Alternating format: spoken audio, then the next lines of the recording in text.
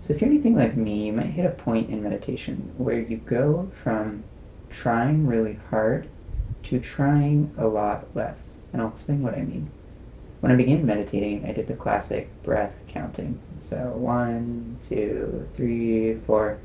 That's fun, but it can be very tiring because you quickly learn how often your mind gets distracted from the breath.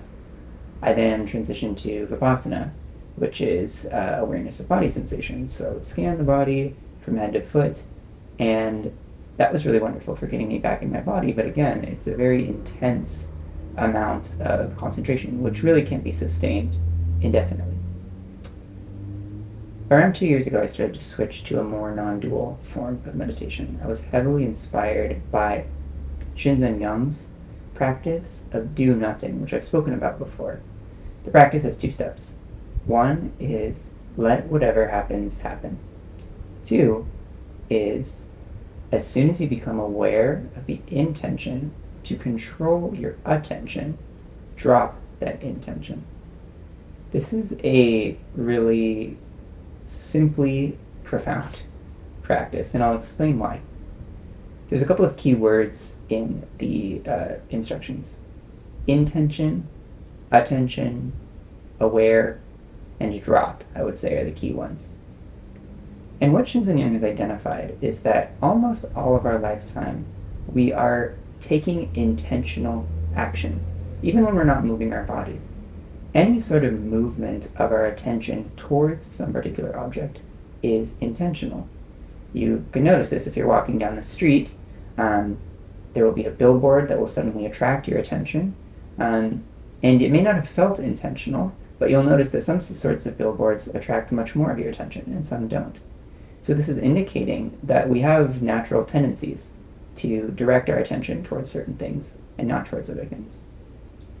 What that use of attention does, though, is it really reinforces our sense of self, because it gives the sense that I am the person who pays attention to this and not to this.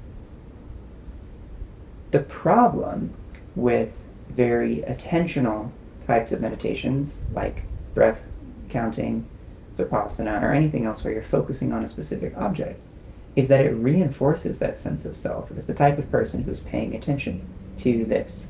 If your practice is to watch the breath, let's say, you reinforce your sense as you over here and breath over here, and you paying attention to it. You are intentionally paying attention to the breath. What happens, or what would it even be like to get rid of that intentionality altogether? Well, I started to find this out a couple of months into the practice. At first I found it very disorienting, right? What does it even mean to become aware of your intention to control your attention? That's very subtle. And at first I only noticed it at the most overt levels. I would actually notice when I was like moving my eyes around in meditation, or when I was really, really obviously going down a train of thought and maybe 5 minutes into it. But over time I started to notice how subtly you can intentionally divert your attention. I noticed how I have the tendency to kind of think of certain things, and I would argue that all thinking is an intentional controlling of your intention. I noticed I had the tendency to prefer certain aspects of the visual field or certain sounds. There were some sounds that I tried to block out, like maybe the trash truck going by, and some sounds that I really tried to cling to, like the sound of the meditation bell. Those are also intentional controlling of our attention. Now let's talk about what happens when we drop all of those things. I think the key word here, which Shinzen Young is subtly hinting at, comes in the beginning of the phrase. When you become aware of your intention. I think what this practice is having you do is shift your sense of identification, your sense of who I am-ness, from what you pay attention to the awareness in which all of those things arise. So let's go back to our example of walking down the street. Some types of billboards attract more of your attention, some attract less, and we could argue that the ones that attract more are basically more indicative of the type of person that you are. Imagine you were to walk down the street and not intentionally direct your attention anywhere. Every billboard, every sound, every sight gets an equal amount of attention. Basically, all of them kind of co-arise in awareness. I see this practice, the do nothing practice, as kind of hacking your way through a really dense brush, where at first the foliage is so deep that you really don't know what's at the base of the what you don't know what's on the floor. And so you're hacking and hacking by dropping all of these intentional movements of your attention. And it may not really be clear why you're doing this. But over time, you start to kind of see the floor.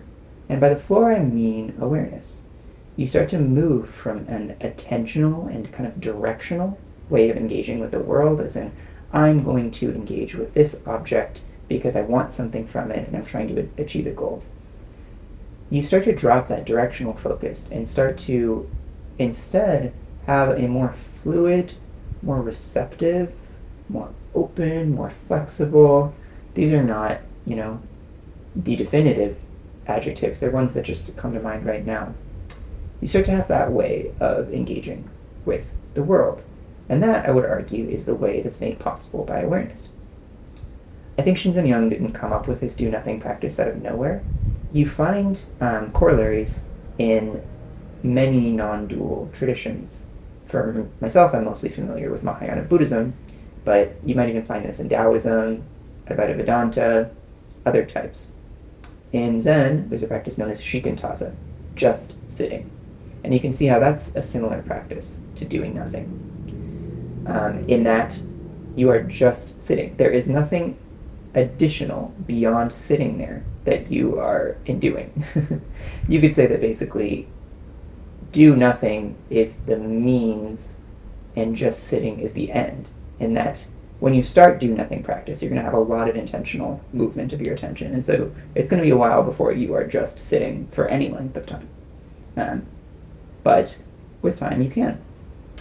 In the Tibetan traditions, they also have kind of similar practices called Dzogchen and Mahamudra, which I am by no means qualified to talk about, but I know they make really explicit mention of awareness. This simple knowing of experience, which is prior to any sort of attentional direction, it's prior to any sort of subject-object duality, that is, sense of self, it's prior to thinking, it's the base, as I would argue. You could even say the groundless ground, if you wanted to get confusing.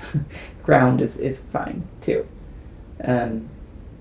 So I find do nothing a really, really helpful practice, because if you're given an instruction like just sit, or there's other variants of this in Zen, like think, not thinking, you'll notice that they try and phrase it in kind of a paradoxical way. It's a little hard to know how to get there. Like I said, that's kind of the end of the practice, but it's not necessarily the means. With do nothing, you have a very clear procedure to follow. You could argue that you kind of move from the second instruction to the first instruction. So as a reminder, the second instruction is, as soon as you become aware of the intention to control your attention, drop that intention. That's what you're doing. And as you do it more and more, you find you're more able to do the first instruction, which is let whatever happens happen. Eventually, I'm not there yet because I haven't finished this process, nor do I think I ever will, but you find you can spend more and more of a percentage of your time hanging out in the first step. Just let whatever happens happen. You could say maybe an equivalent instruction to this is just rest as awareness, or rest in awareness.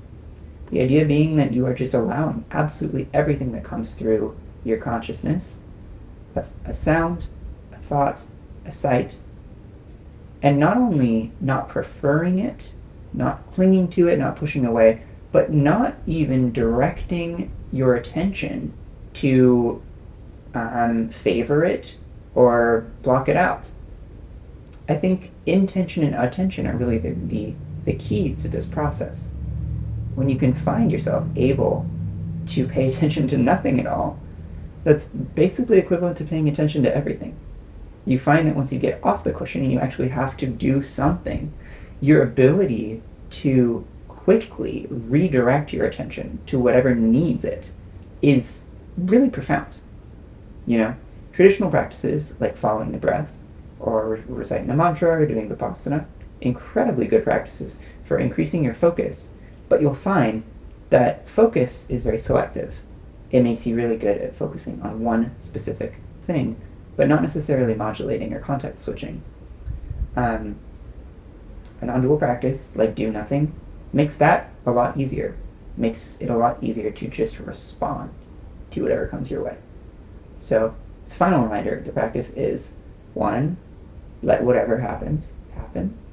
2, as soon as you become aware of the intention to control your attention, drop that intention. So, do you work with the do nothing practice? Do you do an equivalent one like Shikantaza, Dzogchen, Mahamudra, something completely different? Does this relate to a practice you're doing, or does it seem unfamiliar? I'd love to know more. Feel free to comment below. Feel free to subscribe for more videos like this. You can also check out my Substack, thelabyrinth.substack.com, where you can find completely free writing on topics like this: philosophy, meditation, non-duality, awakening. And I will see you next time.